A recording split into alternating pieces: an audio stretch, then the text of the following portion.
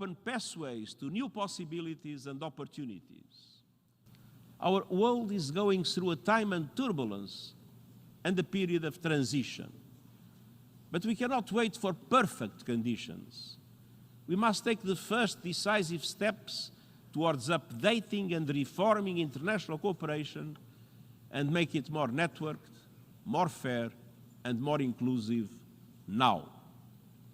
And today, thanks to your efforts, we have.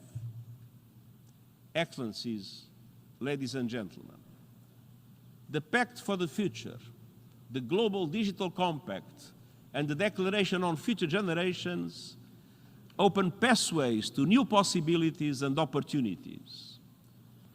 Guterres emphasises the need for urgent action and global cooperation to address the challenges we face. The race is on to save the planet and possibly line the pockets of vested interests in captured regulatory bodies, made up of a very small group of experts rather than through any democratic process.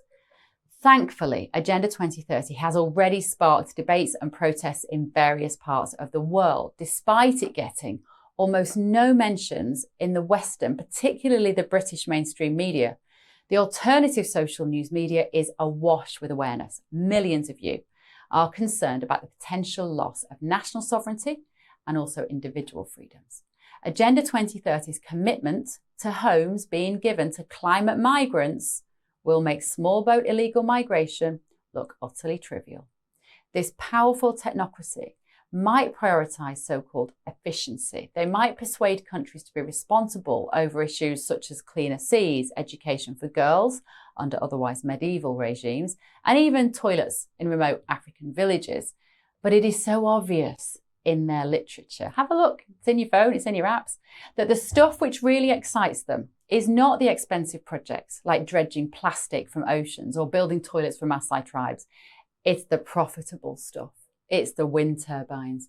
It's the solar farms currently being built on top of beautiful, natural, life-giving farms. It is surveillance on the streets. It's the highly profitable diversity and inclusion ticket, which perhaps contains a blatant contradiction between the UN's ambition to empower women and girls, but also heavily promote the trans ideology, which can steal spaces from those women and girls. We all need to become hyper-vigilant to the 2030 UN agenda. Its endgame is control. Where and when you travel, what you eat, who you can see, what you can say. But all is not lost.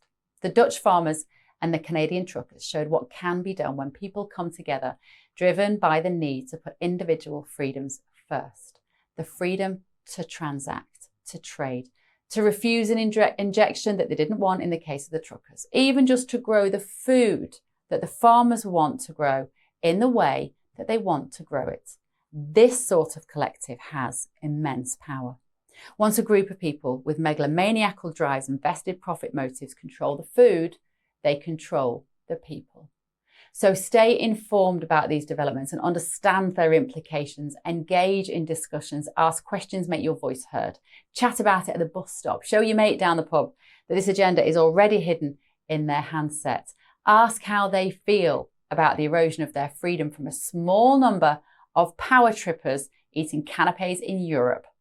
There are many ways to get involved. Attend public forums, vote in elections, join advocacy groups, and stay active in your community.